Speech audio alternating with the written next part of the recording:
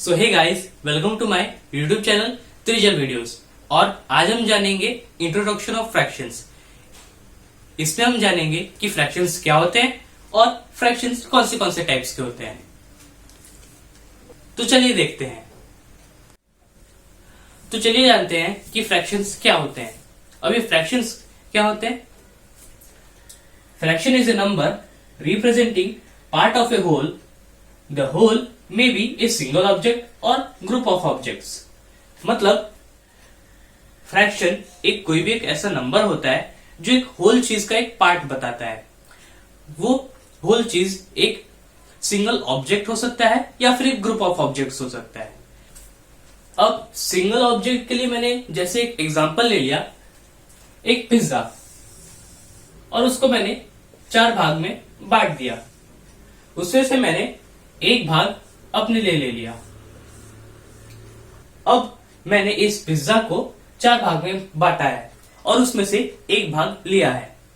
तो अगर मैं इसको फ्रैक्शनल नंबर में देखूं तो फ्रैक्शनल नंबर में इसको बोलते हैं हम 1/4। वो हम बस इस एक पार्ट को बोलेंगे। और ऐसा क्यों? क्योंकि मैंने इस एक पिज्जा को 4 भागों में बांटा है और इन 4 भाग में से मैंने एक भाग लिया है, इसलिए मैं इसको 1/4 कहूंगा। अब ये तो सिंगल ऑब्जेक्ट का एक एग्जांपल हो गया। अब इस फ्रैक्शन में जो हम नीचे लिखते हैं, मतलब ये जो 4 है, इसको हम बोलते हैं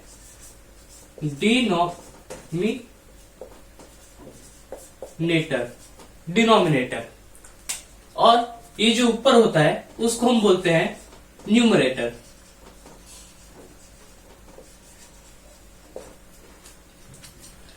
अब डिनोमिनेटर जो है वो रिप्रेजेंट करता है कि हमने उस चीज को कितने भाग में बांटा है।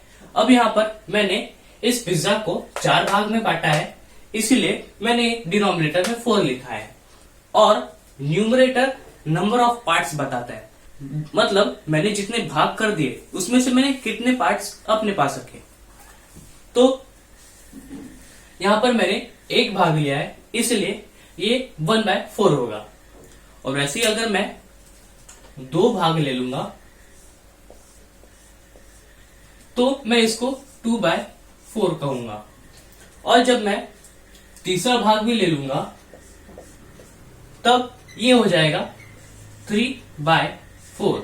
और जब मैं पूरा ही पिज्जा ले लूंगा तब ये होगा 4/4। अब मैं ये देख पा रहा हूं कि मैंने इन 4 भागों में से सारे 4 भाग ले लिए हैं। तो इसका मतलब ये है कि ये पूरा का पूरा एक 1 पार्ट मेरे को मिल चुका है। अब कुछ लोग ये कंफ्यूज हो जाते हैं कि मैं डिनोमिनेटर को नीचे लिखूं कि न्यूमरेटर को। तो उसको याद रखने का बड़ा एक आसान तरीका ये है कि डिनोमिनेटर हमेशा डाउन में होता है, तो डी फॉर डिनोमिनेटर भी होता है और डी फॉर डाउन भी होता है।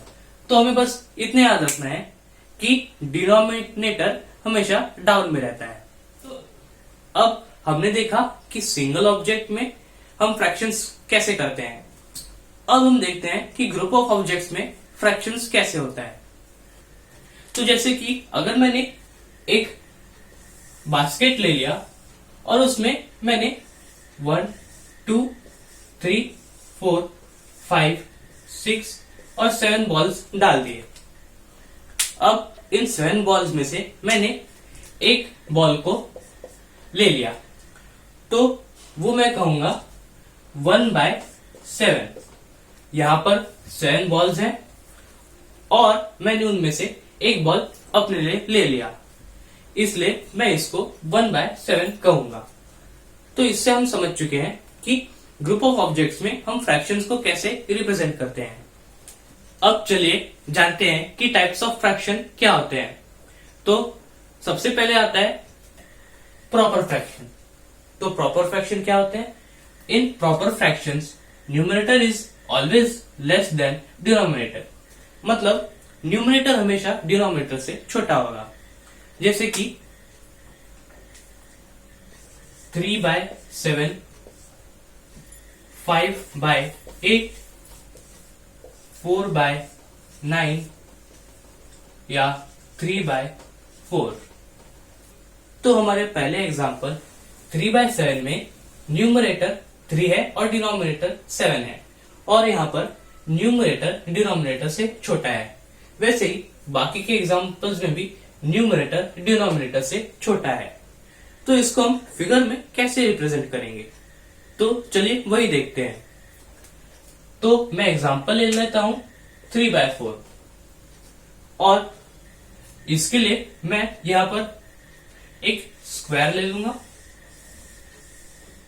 और उसको 4 भाग में बांट दूंगा, और उसमें से मैं 3 भाग ले लूंगा।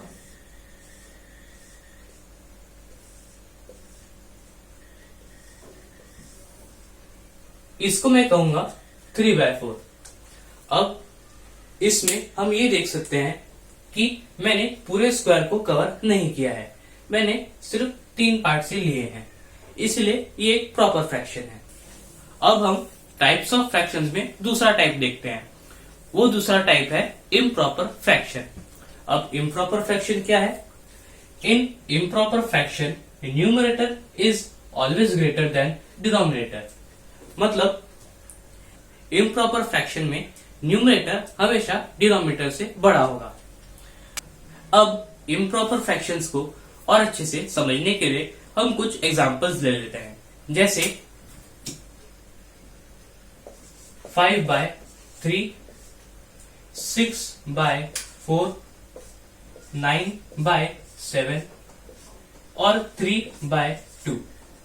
अब जैसा हम पहला एग्जांपल में देख सकते हैं, 5/3 में 5 न्यूमरेटर है और 3 डिनोमिनेटर है, जिसमें न्यूमरेटर डिनोमिनेटर से बड़ा है, इसलिए ये एक इम्प्रॉपर फ्रैक्शन है।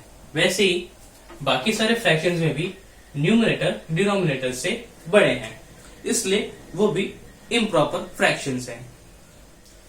अब बाकी सारे एग्जांपल्स में भी न्यूमरेटर डिनोमिनेटर से बड़े हैं, इसलिए ये तीनों भी इम्प्रॉपर फ्रैक्शंस हैं। अब इसको हम फिगर में कैसे रिप्रेजेंट करेंगे, उसको फिगर में रिप्रेजेंट करने के लिए मैं एक एग्जांपल ले लेता हूं 3/2। अब मैं 3/2 को लिख सकता हूं 2/2 प्लस 1/2। इसका मतलब ये हो जाएगा कि मैंने कोई एक चीज ले ली, जैसे कि मैंने एक सर्कल ले लिया और उसको 2 भाग में कर दिया। फिर पहले में हम देख सकते हैं कि 2/2 है, मतलब मेरे को दोनों ही पार्ट्स लेने हैं। और फिर उसके बाद 1/2 मतलब एक और एक सर्कल बनाया, प्लस और उसमें से आधा भाग ले लिया, तो ये हो जाएगा 2/2 प्लस ये है 1/2, जो होगा 3/2। तो हमने अब ये देख लिया कि हम फिगर की मदद से इम्प्रॉपर फ्रैक्शंस को कैसे रिप्रेजेंट कर सकते हैं। अब टाइप्स ऑफ फ्रैक्शन में तीसरे नंबर पे आता है मिक्स फ्रैक्शन। अब ये मिक्स फ्रैक्शन क्या होते हैं? A mix fraction has a combination of whole and a part. मतलब एक मिक्स फ्रैक्शन एक ऐसा फ्रैक्शन है जिसमें होल नंबर भी है और फ्रैक्शन भी है। अब इसको समझने के लिए हम कुछ एग्जांपल्स ले लेते हैं, जैसे 3 2/3, 2 1/2, 4 5/6 और 7 1/8। अब जैसा हम पहला एग्जांपल में देख सकते हैं कि यहाँ पर पहले तो एक होल नंबर है जो है 3, और फिर उसके बाद एक फ्रैक्शन है, इसलिए ये एक मिक्स फ्रैक्शन है क्योंकि इसमें होल नंबर भी है और फ्रैक्शन भी है। अब हम ये देखते हैं कि इसको हम फिगर में कैसे रिप्रेजेंट करते हैं। तो उसके लिए मैं ले लेता हूं 2 1/2। तो मैं को उसके लिए सबसे पहले 2 होल फिगर्स बनाने होंगे, मतलब 2 स्क्वायर्स। अब ये 1 हो गया प्लस ये 1 हो गया, और फिर उसके बाद मेरे को एक हाफ चाहिए, मतलब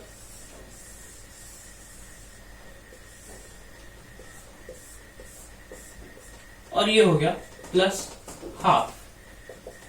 तो ये मेरे को दे देगा पहले 1 + 1 2 और ये हाफ 2 1/2। तो इस तरह से हम मिक्स फ्रैक्शंस को फिगर में रिप्रेजेंट करते हैं। अब मिक्स फ्रैक्शन की एक खूबी ये है कि हम मिक्स फ्रैक्शन को इम्प्रॉपर फ्रैक्शन में भी बदल सकते हैं। तो वो हम कैसे करेंगे, चलिए वही देखते हैं। तो अगर हमने कोई एग्जांपल ले लिया 7 3/5, अब इसको हम इम्प्रॉपर फ्रैक्शन में कैसे कन्वर्ट करेंगे? तो उसके लिए हम क्या करेंगे कि जो होल नंबर है उसको हम इस फ्रैक्शन के डिनोमिनेटर से मल्टीप्लाई करेंगे पहले, मतलब 7 × 5 प्लस हम न्यूमरेटर करेंगे प्लस 3 और होल बाय 5 कर देंगे। अब इसको हम कैलकुलेट करेंगे, जो हमें तो 7 5 35, 35 + 8 हमें देगा 38 और नीचे 5। तो इसका मतलब ये है कि 7 3/5 = 38/5। ये इम्प्रॉपर फ्रैक्शन कैसे हुआ? क्योंकि हमने ये देखा था कि इम्प्रॉपर फ्रैक्शन में न्यूमरेटर डिनोमिनेटर से बड़ा होता है, तो इसीलिए यहाँ पर न्यूमरेटर 38 है और डिनोमिनेटर 5 है। यहाँ पर न्यूमरेटर डिनोमिनेटर से बड़ा है, इसलिए ये इम्प्रॉपर फ्रैक्शन है। अब टाइप्स ऑफ फ्रैक्शन में आते हैं लाइक फ्रैक्शन और अनलाइक फ्रैक्शंस। तो सबसे पहले हम ये जानते हैं कि लाइक फ्रैक्शंस क्या होते हैं। अब लाइक फ्रैक्शंस क्या होते हैं? अब इसको समझने के लिए हम कुछ एग्जांपल्स देते हैं। तो वो एग्जांपल्स हैं 3/7, 5/7 और 1/7। तो इन तीनों फ्रैक्शंस में अब मेरे को एक कॉमन चीज ये दिख रही है कि इन तीनों के डिनोमिनेटर्स 7 है, मतलब सेम है। तो जब हमें ऐसा दिख रहा है कि हमें कोई ग्रुप ऑफ फ्रैक्शंस दिए हुए हैं और उसमें हमें सारे के सारे डिनोमिनेटर्स सेम दिए गए हैं, तो उनको हम बोलेंगे लाइक फ्रैक्शंस। तो अब हम और एग्जांपल्स ले लेते हैं, जैसे 3/9, 7/8, 4/5 और 3/6। अब इसमें मैं ये देख सकता हूं कि इनमें से किसी के भी डिनोमिनेटर्स सेम नहीं है, तो इनको हम बोलेंगे अनलाइक फ्रैक्शंस।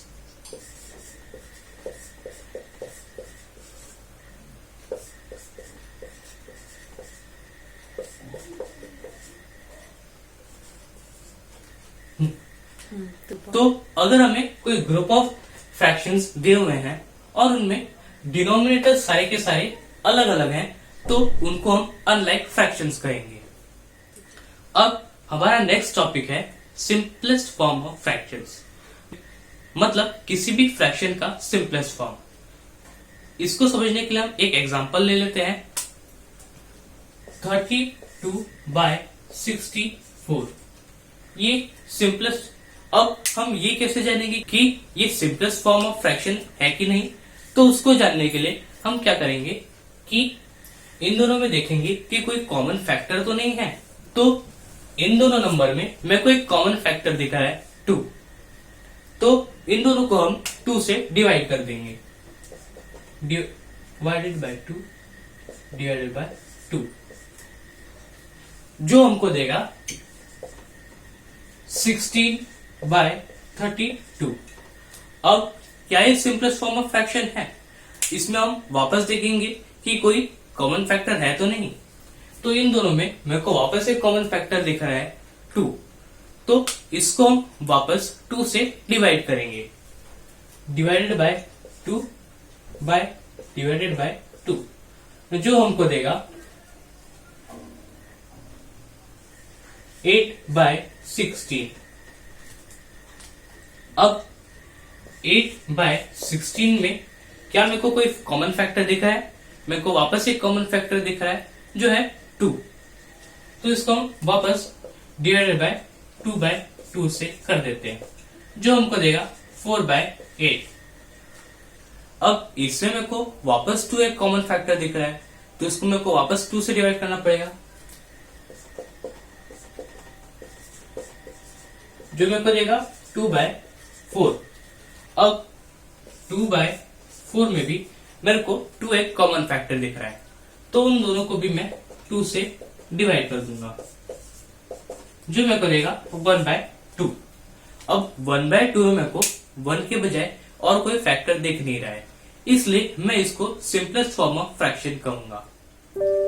तो आज हमने जाना कि प्रॉपर फ्रैक्शंस और इम्प्रॉपर फ्रैक्शंस क्या होते हैं, मिक्स फ्रैक्शंस क्या होते हैं, लाइक फ्रैक्शंस और अनलाइक फ्रैक्शंस क्या होते हैं, और सिंपलेस्ट फॉर्म ऑफ फ्रैक्शन क्या होता है।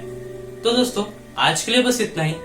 अगर आपको मेरी वीडियो पसंद आई हो तो लाइक कीजिए, चैनल पे न्यू हो तो सब्सक्राइब कीजिए, और मेरी और ऐसी वीडियोस देखना चाहते हैं तो डिस्क्रिप्शन में लिंक दिया गया है। अगर आप सुबह देख रहे हैं तो गुड बाय, और शाम को देख रहे हैं तो गुड नाइट।